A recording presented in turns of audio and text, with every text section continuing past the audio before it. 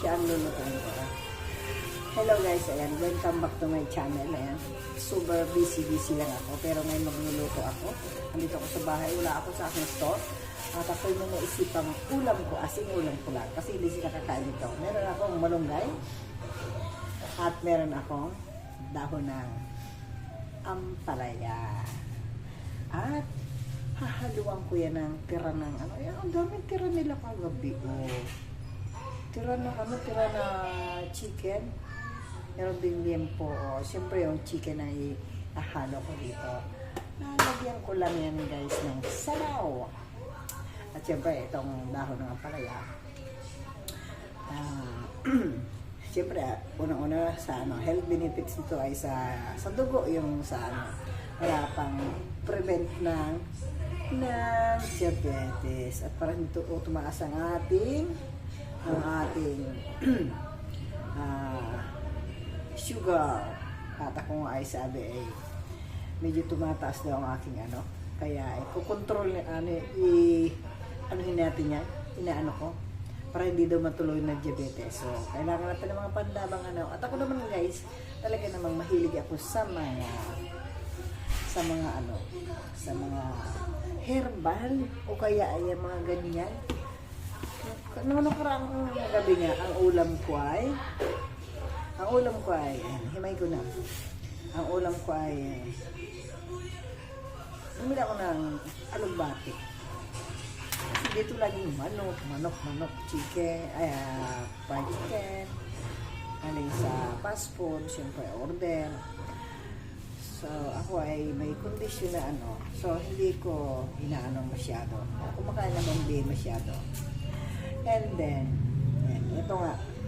Bukod sa mga napapanood ko sa mga dumadaan sa wall natin sa FB, sabi ko, try ko na rin. Meron ako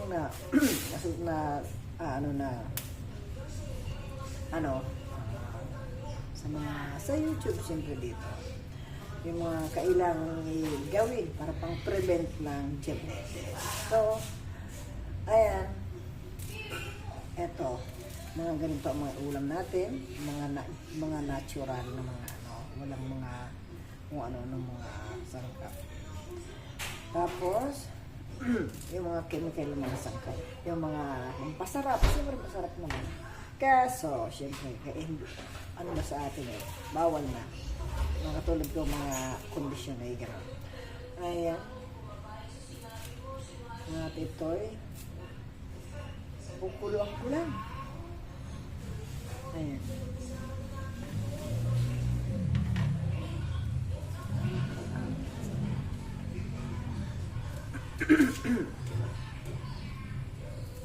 Kukuluan ko lang ito.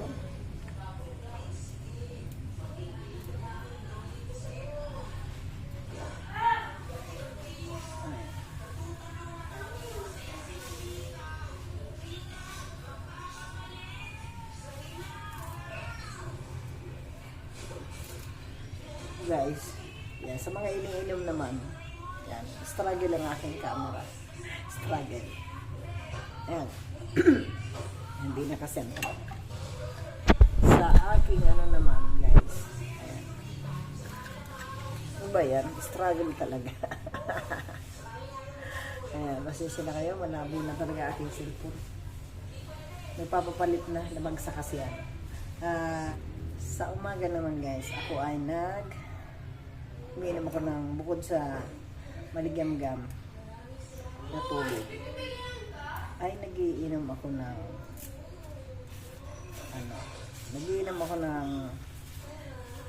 turmeric, yung ano talagang dilaw na yelo. Ay, dilaw na hugasan ko muna itong, magtitinola kasi ako guys. Ayan. Tinola muna ito sa pain ko. Kasi hali na ako.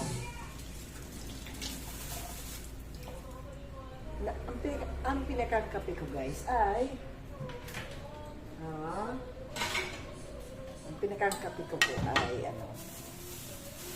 may dilaw na kaunti, ay may luyang kaunti. At saka luyang dilaw. Ginger, Ito talaga ng manok.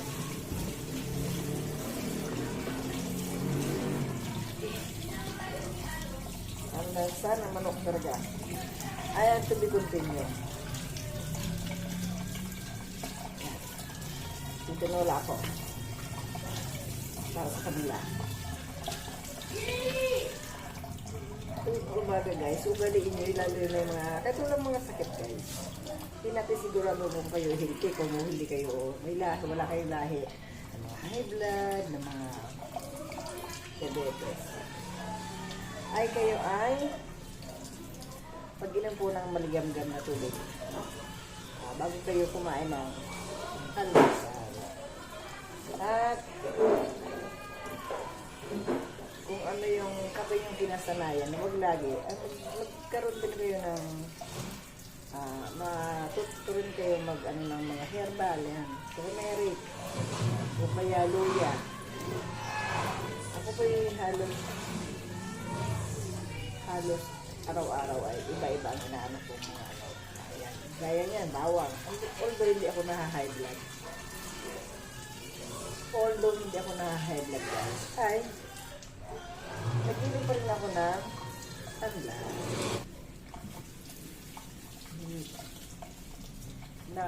Dalaga ako ng tanglad. Pang-regulate ng dugo. Galing akong palengke guys. Tapos, galing ako sa tindahan ko. May nagbabantay naman yun. Sabi ng anak ko, magluto ko ako. So, eto. At kaisipan ko nga, yung kakainin ko ay iba kaysa sa kabila. Kanina nga ang inalmusal ko guys. At kagabi, ang hapunan ko kagabi guys ay yung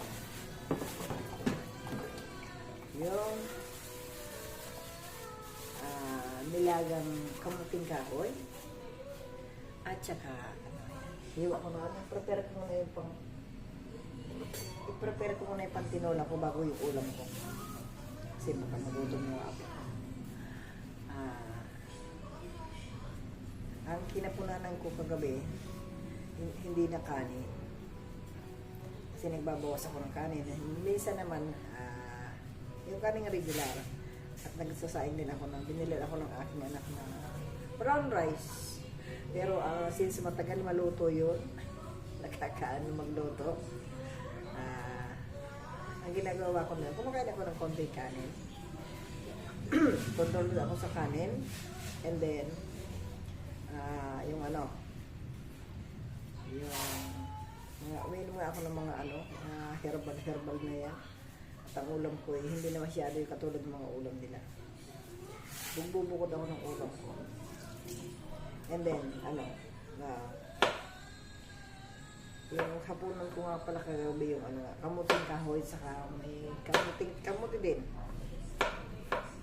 Ay, sinamahan ko lang, inulaman ko lang ng isang hiwang manok. Para naman tayo, may protina. Pero huwag kasubrahan guys ang pag-diet. Kasi minsan, ito na, ibalag ko na nga noon, sa mga hindi pa nakapanood mo iba kong vlog, masama naman ang sobrang diet. Kasi dati, nasubrahan ako ng diet. Kunti lang talaga, as in, kinain ko na kanin. Every meal na kinakain ko halos, parang kalahating tasa lang gano'n. Ay, mali. Umayat naman ako ng todo. Tapos, malayo ko na, payat na ako. Kaya masyadong masama naman yung sobrang diet. Masama naman ang epekto mo. Mamamayat ka, mawawala ka ng energy, mawawala ka ng vitamins. Yan. Kumbaga, lalo na sa manok o baboy, tama yung mga taba-taba, iwasan natin yan. Yan. Basta yun ngayon, yung uulam ko. Yung aking paghahaluin ko yung malunggay at yung talbos ng ampalaya. Yan.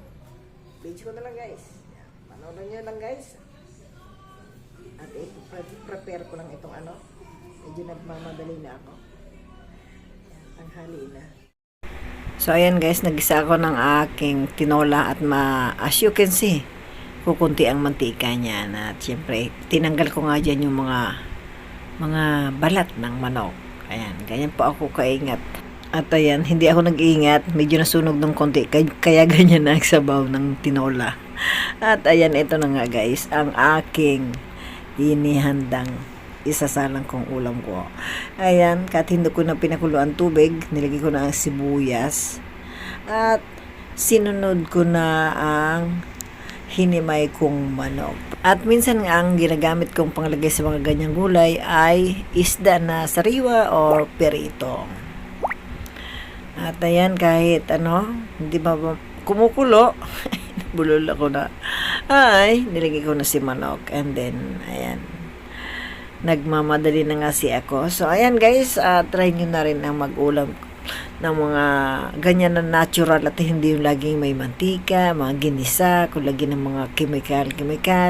Yan po ay para sa kalusugan natin, para kahit paano ito tumagal-tagal pa rin ang ating buhay. At ayan, nabubulol na sila bilin. Bulol naman po talaga ako. Ayan, halata pa po ang aking mild stroke. At ayan guys, ayan, luto na yan. Huwag masyadong kalutuin kasi mas papait yung dahon ng ampalaya. Ayan, may mga time po na halo-halong gulay at with isda. Ayan. So ayan guys, sana may natutunan kayo sa aking i-share na niluto ko ngayon at mga nabanggit na mga pwedeng makadagdag gamot sa ating kondisyon. Magkaroon tayo o matuto tayong mag-try yung gumamit ng mga herbal. Kasi sabi nga, pag yung hindi man ma-overdose, yung sobrang na sa gamot, ay hindi na rin maganda. At yun nga po, hindi lang ako sa nagtipid. Doon sa pagbili ng gamot ay kasi almost more than 1 month po akong hindi uminom ng aking sabi ko, itatry ko talaga kasi na ang aking mga maintenance ay yung tawan ko ng i-alternative ko yung talagang mga ganong ginagawa ko. Araw-araw or every other day yan ginagawa ko po. Kumbaga hindi naman po siyempre gamot yan kailangan natin pero ayun nga, sorry doc, pero thank you Lord naman kasi safety pa rin ako. More than 1 month akong hindi nakainom ng yung mga pang high blood ko kasi hindi rin naman ako high blood. At yan, inaano ko nga yung mga ininom kong mga nilaga, which is na kakatulong ng malaki ko sa akin. At syempre, bawas ako sa mga mantika, bawas na ako sa mga kanin at sa mga matatamis. Yan. Tikim, tama rin tikim o yung mapaano man. Pag alam ko medyo masarap yung kinakain ko, yung nakikita kong pagkain, alam ko na din. Dito pa mahilig sa matamis ang anak ko, ang mga apo ko. Sinasabihan ko nga sila, mag-control kayo sa nyo. Tayo may lahi. Pero kahit po wala tayong lahi, ay tayo din po ay mag-ingat. Yung mga lahi ng mga sakit, gaya ng mga diabetes, ay kami po may lahi. At yung yung high blood, yung mga hypertension na yan, yung mga binana namin sa nanay at lola namin, sa aming pamilya. Ayan, gawin niyo pong yung mga paglaga-laga ng kahit po bawang na mga yung binabad sa tubig, ayun po yung malaki din ang ay tinitis ko po talaga ang amoy ng bawang na yan, kahit alam ko mabaho sa bibig, pero kumbaga sinusundan ko naman ang pagkain na alam ko makakaano sa bibig ko. Siyempre toothbrush na rin, pero yung lasa lang, kumbaga hindi ko naman hindi ko muna inuman o kinakainan ng yung talaga yung kung ano yung kakainin ko para mawala yung lasa. Hindi, okay lang kasi at least ang inaano ko yung para umepekto doon sa katawan ko, di ba? Alam ko naman hindi ako mababayaan din talaga ng Diyos na. At ito, medyo healthy pa rin ako. Although ako'y napupuyat. Yung mga time, siyempre tayo na, mga time na hindi nakakatulog agad.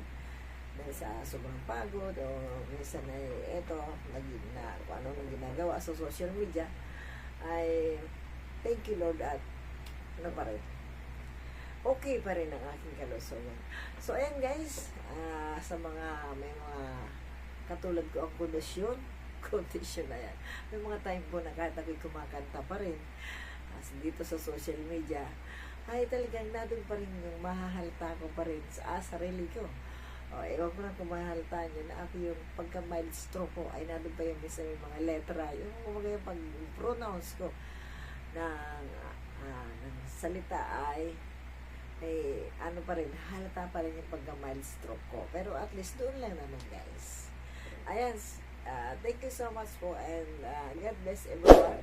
Ingat po tayo, huwag kasobrahan na diet at baka naman tayo ay sobrang mamayat. Ayan, thank you for watching and God bless everyone.